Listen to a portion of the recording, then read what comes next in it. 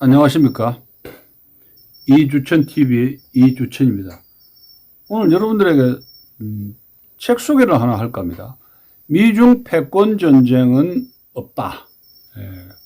2019년에 한겨레 출판사에서 나온 것인데, 그 당시에 미중 패권 전쟁에 대해서 여러 가지 많은 책들이 나왔는데, 상당히 도발적인 제목입니다. 미중 패권 전쟁 없다라는 제목으로 독서계에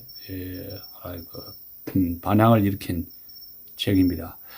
그 저자가 한광수 박사이신데요. 좀 소개를 제가 드리면은, 현재 미래 동아시아 연구소를 운영하며 한중관계 연구와 실무를 종사하고 있습니다.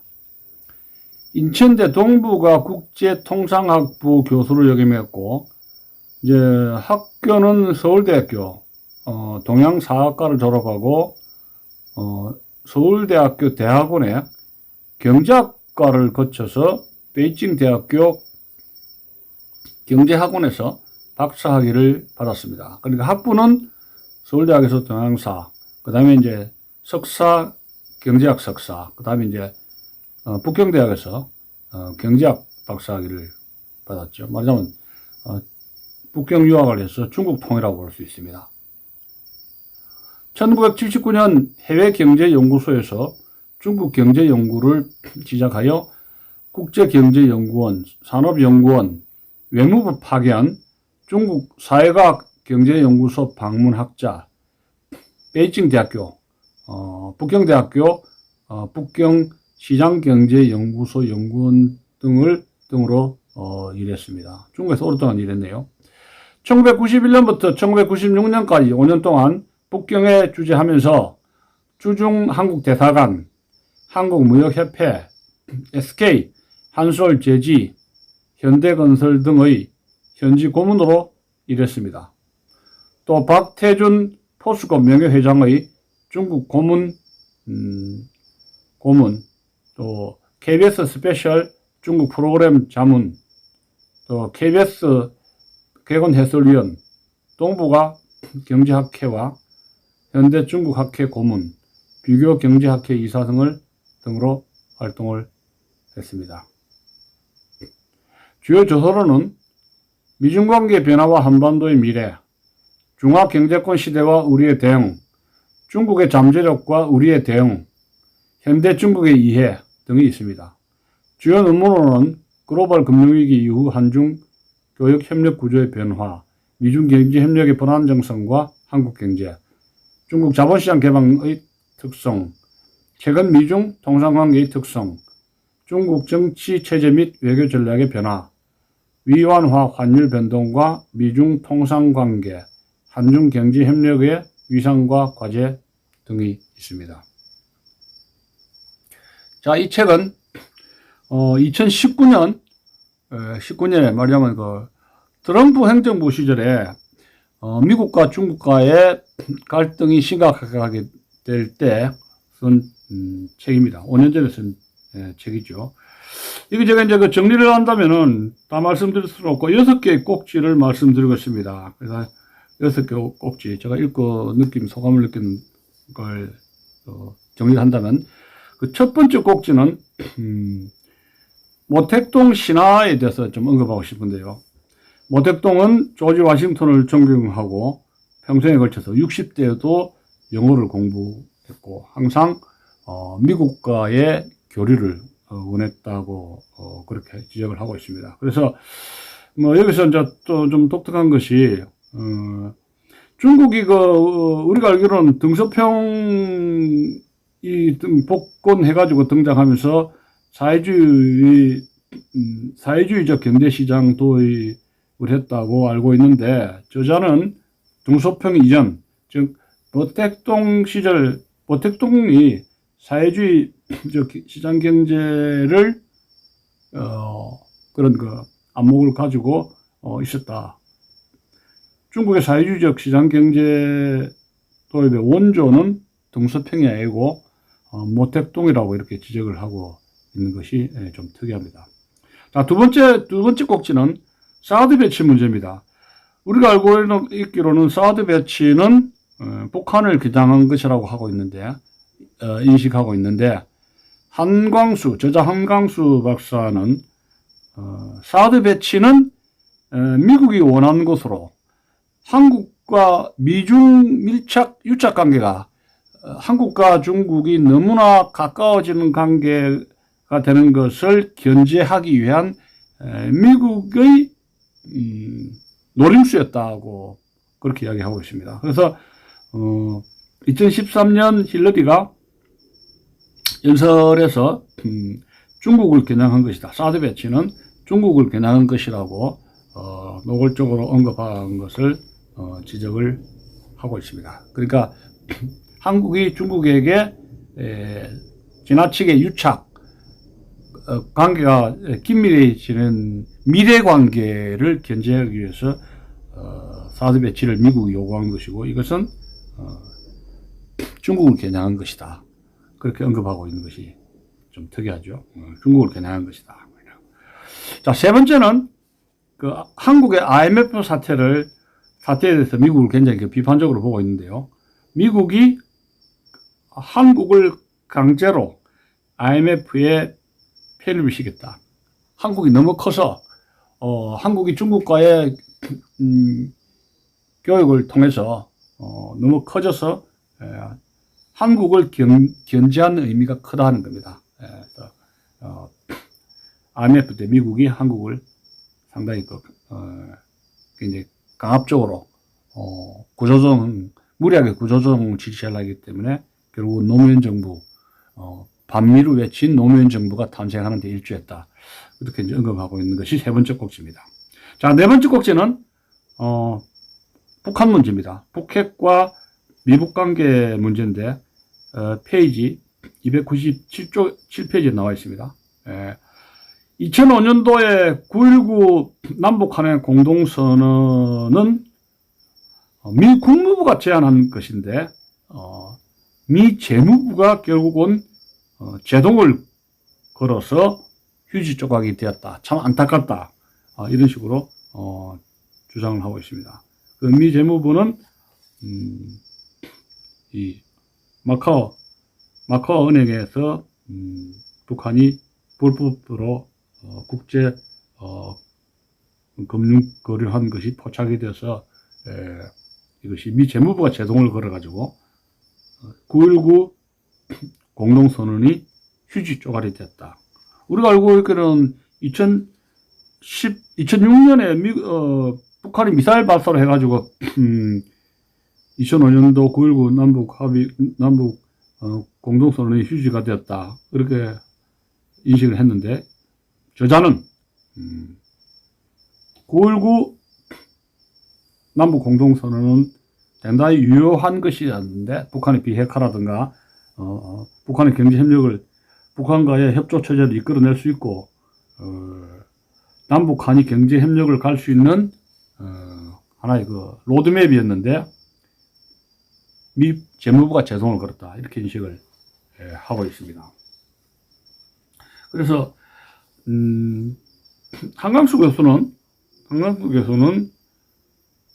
남북 경제협력이 한국의 미래의 명운이 달렸다. 이렇게 이야기를 하고 있습니다. 페이지 318페이지입니다. 남북한의 경제협력을 대단히 중요시하게 생각을 하고 있습니다. 그리고 319페이지는 어떤 이야기를 하냐면은 북한은 비핵화를 담보로 해서 타협을 원했다. 그런 지적을 하고 있습니다. 근데 한국이 북한이 비핵화를 정말 원했는가 하는 것은 나중에는 이건 좀 착각이 아닌가 생각이 듭니다.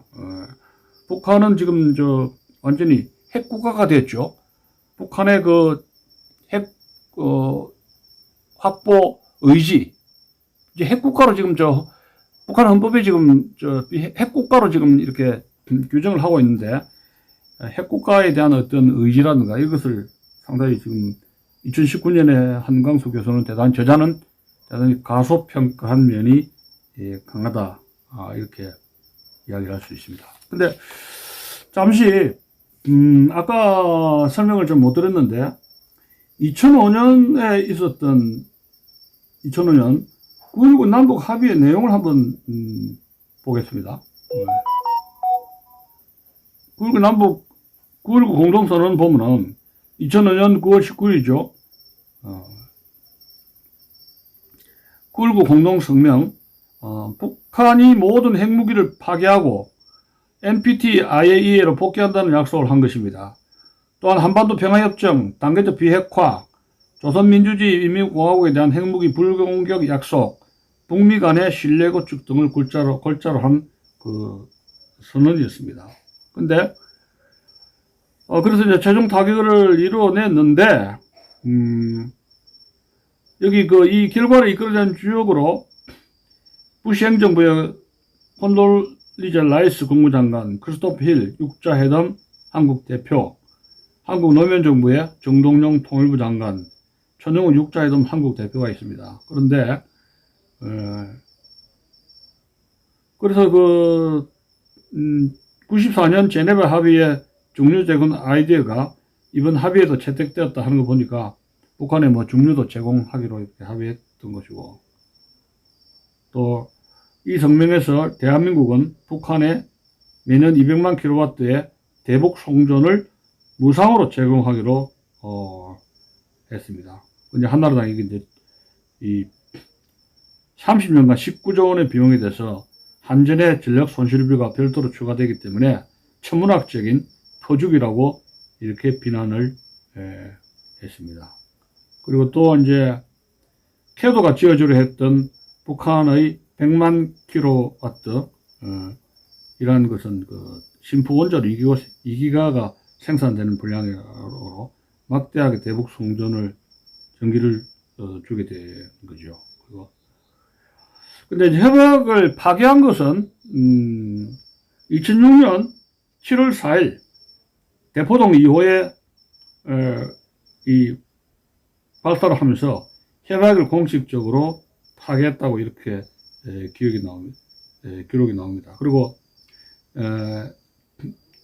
이제 대포동에서 대포동 또 2호 한 발도 발사를 하고, 또 노동위로 스커트 미사일 5발을 발사하면서 또 2006년 10월 9일 날 1차 핵실험을 단행하면서 9.19 공동성명을 북한이 공식적으로 파기한 것으로 나타나고 있습니다. 그러니까 무슨 미 재무부가 9.19 남북 공동선언을 파기했다 하는 것은 이 저자의 주장은 좀 지나친 게 아닌가, 좀 오버한 게 아닌가, 그런 생각을 하게 됩니다. 너무 미국의 잘못을 어떻게 좀 거론하는 게 아닌가, 그런 생각을 하게 됩니다.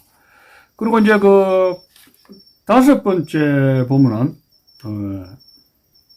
한국이 외교 역량을 강화해야 된다는 것이 302페이지에 나와 있습니다. 그건 상당히 타당한 언급이다라고 할 수가 있습니다. 그건 다음에 한번 제가 좀 더 자세히 말씀을 드리겠습니다. 그리고 여섯 번째 꼭지로는 미중 수교할 때 미군 철수의 비하를 소개하고 있습니다. 250페이지에서 251페이지에 나오고 있는데요. 1971년 2월 달에 전방에 있는 DMZ 근처에 있는 미군이 22,000명이 일방적으로 철수를 했는데, 이것은 남북 대화를 한국 정부에, 박정희 정부에 강요하기 위해서 일방적으로 미군이 22,000명이 한반도에서 철수했다는 것을 언급을 하고 있습니다.